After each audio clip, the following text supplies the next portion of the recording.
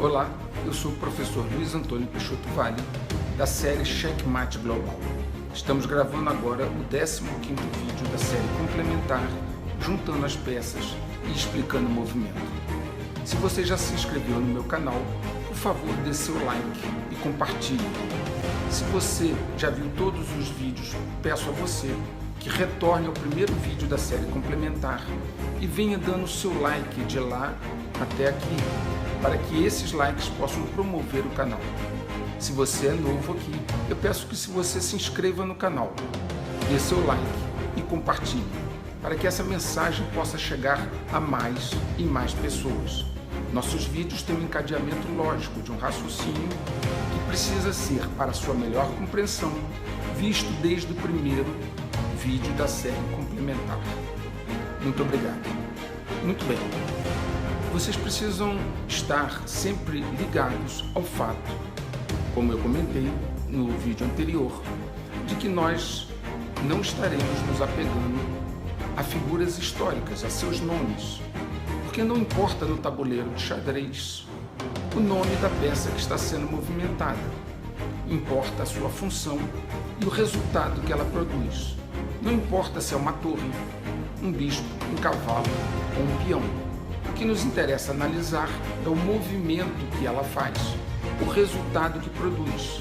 Mas é fundamental para nós entender a mão que movimentou a peça e como o jogador pensa antes de movimentar a peça.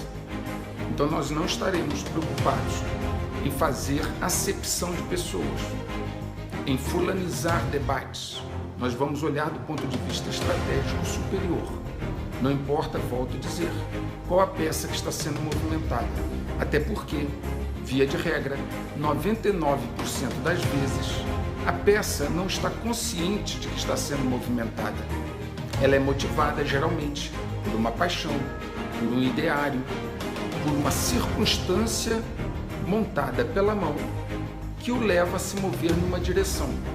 E ele não está consciente de que o seu movimento contribui para um objetivo maior da mão e do jogador que o move. Tenham isso em mente para que você possa entender como esse jogo é jogado, como a mão move as peças. Muito bem, eu disse para vocês que tivemos 3 períodos históricos onde houve uma autoafirmação do país, através também de um desenvolvimento econômico. Esse primeiro período foi o do Segundo Reinado, onde o Brasil era um império que crescia muito. E muitos, inclusive, chegam a dizer, historiadores, que o Império Brasileiro rivalizava com todos os outros países do mundo, à exceção do Império Britânico. Tínhamos linhas de trem, tínhamos telégrafo, telefone fixo, marinha mercante muito grande, enfim, os senhores poderão pesquisar sobre isso. Claro que não interessava aos dominadores globais, não interessava ao jogador principal que esse império ao sul do Equador continuasse a rivalizar com os seus outros impérios ao norte. Então, a mão moveu as peças, usou várias facas, promoveu o ideário republicano entre civis e militares. E com isso, conseguiu fazer com que o poder militar, o poder armado, através do Marechal Deodoro da Fonseca, proclamasse a República e acabasse com esse momento de prosperidade e crescimento que o país vivia com o Império.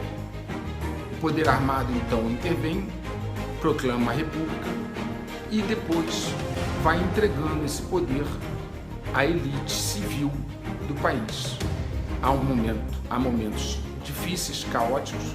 A elite brasileira é notabilizada pela falta de capacidade de gestão e um nível de corrupção acima da média, e aí o país vai de problema em problema, instabilidade em instabilidade, até chegar no segundo momento, onde houve uma certa autoestima e um progresso econômico, que é o período que vai da década de 30 até meados da década de 50. Novamente, após esse período de instabilidade, após o Segundo Reinado, o poder armado intervém, uma junta militar provisória entrega o poder a Getúlio Vargas no início da década de 30. Então, esse segundo período, que vai da década de 30 até meados de 50, o país experimenta novamente um boom econômico, a industrialização e, novamente, a sensação de patriotismo, através de várias campanhas, como o poder é nosso, o petróleo é nosso. Muito bem, o que aconteceu nesse tempo? Em 45, o presidente Getúlio Vargas é pressionado pelos militares através do general Góes Monteiro e é deposto do poder, mesmo tendo ele um grande apoio popular. Tanto é assim que ele é deposto do poder, se candidata a senador, é eleito com votação expressiva e logo depois se candidata a presidente e é novamente eleito e volta ao poder através de votação do povo que o elege a presidente. Novamente, esse período incomodou a mão, ela novamente movimentou as ideias, criou as paixões, criou os pretextos, criou os argumentos e então o presidente novamente se viu acuado. Um evento de um atentado em Copacabana, onde um oficial da Força Aérea morreu, que tem aspectos nebulosos que até hoje não foram devidamente esclarecidos. O presidente se sente acuado, uma carta de vários generais, e ele se suicida. E o Brasil, então, entra novamente num momento caótico, instável. Passam-se 10 anos, e aí, novamente, o poder armado intervém em 1964. Não só no Brasil, como na década de 60 e início da década de 70, vários países da América Latina sofrem a intervenção do poder armado e se tornam, então, países governados por militares.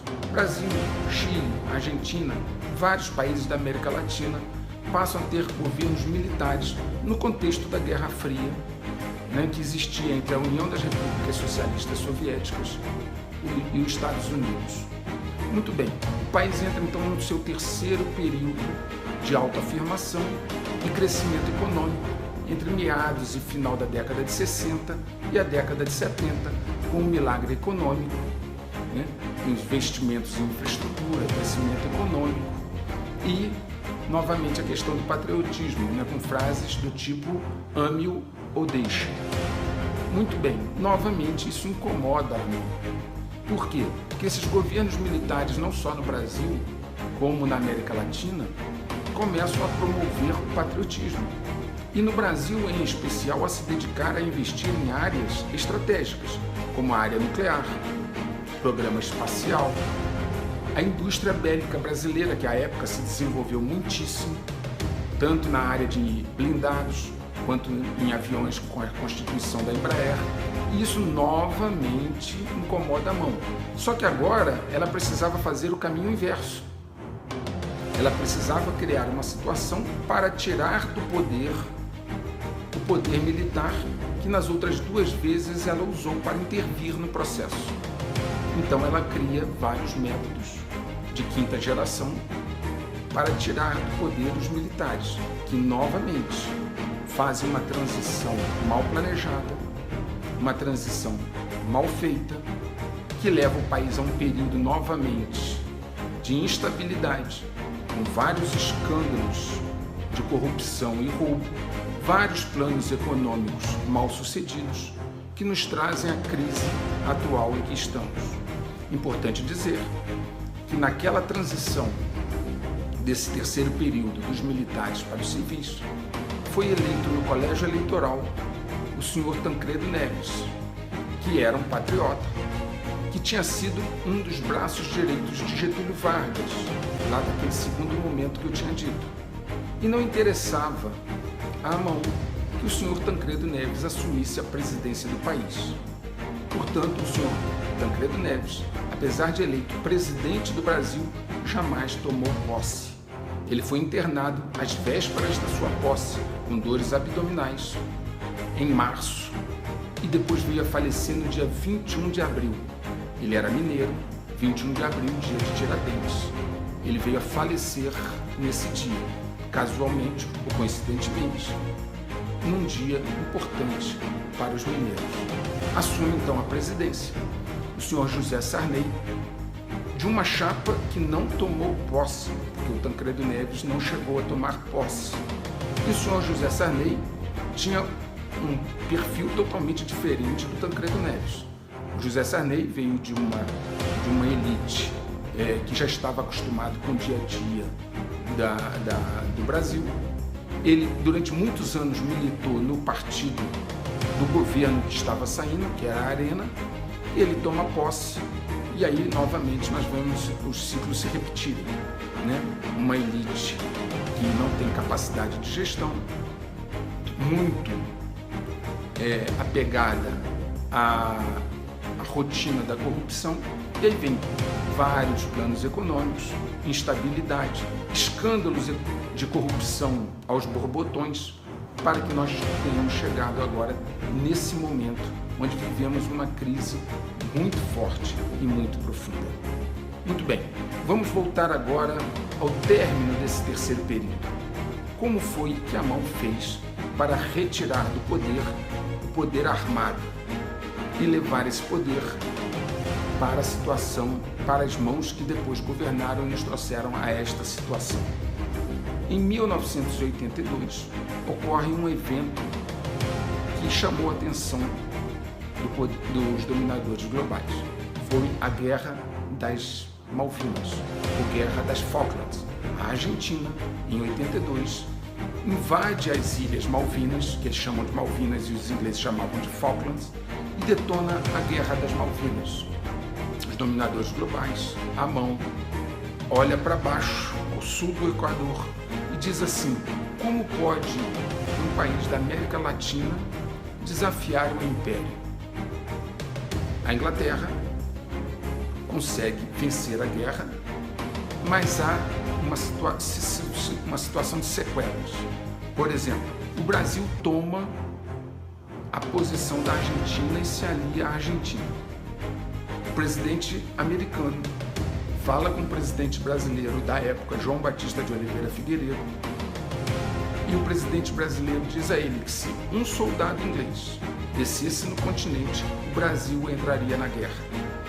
Um bombardeiro inglês, um Vulcan, que estava indo para o teatro de guerra, é interceptado quando passa no espaço aéreo brasileiro e colocado no chão.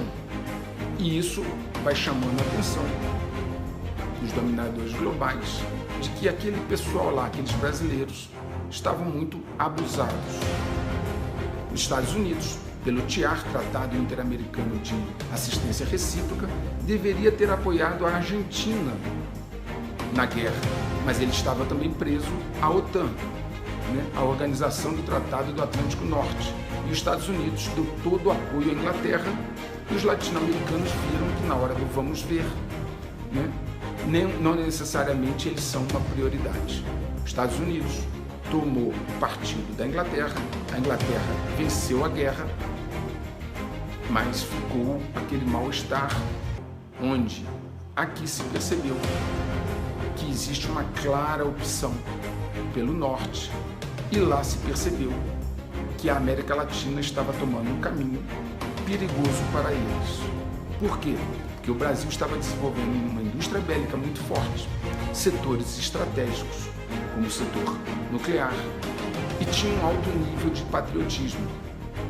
Todos os governos militares da América Latina começaram a passar então por um processo feito pela mão, manobrando as peças, que, volto a dizer, nem sabe muitas vezes que estão sendo manobradas, para que eles fossem afastados do poder. Afastando, e eu não vou entrar no mérito se naquela época também tinha corrupção, claro que tinha corrupção. Os mesmos males de hoje tinha na época, só que existia talvez uma capacidade de coesão, uma capacidade de reduzir esses impactos maior. Não vou entrar nessas questões, o importante é que tinha desenvolvimento econômico e autoafirmação e desenvolvimento estratégico. Lembre-se do que eu falei, o importante são os resultados. Essa estratégia de retirar os governos militares dos países latino-americanos redundou em qual resultado? Agora, 2020, a América Latina está desindustrializada, fragmentada, dividida, vulnerável e como que deu passos para trás em vários anos. Nós vivemos hoje um momento instável, como os senhores bem sabem, e isso é fruto daquela estratégia depois da Guerra das Malvinas ou Falklands. Após aquela guerra, houve uma reunião num centro think tank americano, Woodrow Wilson, para bolar como seria feita a derrocada da América Latina. No próximo vídeo eu vou dizer a vocês sobre 3 eventos importantes nessa derrocada. A criação do diálogo interamericano em 1982, logo depois da Guerra das Malvinas, o Consenso de Washington em 1989, o Foro de São Paulo criado em 1990 e o Pacto de Princeton em 1993. No próximo vídeo nós vamos falar como você, como eles, desmontaram a América Latina e levaram ela a essa situação de caos em que ela está hoje. Eu agradeço a todos vocês, peço que continuem acompanhando os vídeos, dando seu like e compartilhando com todos aqueles que vocês possam. Muito obrigado e um grande abraço.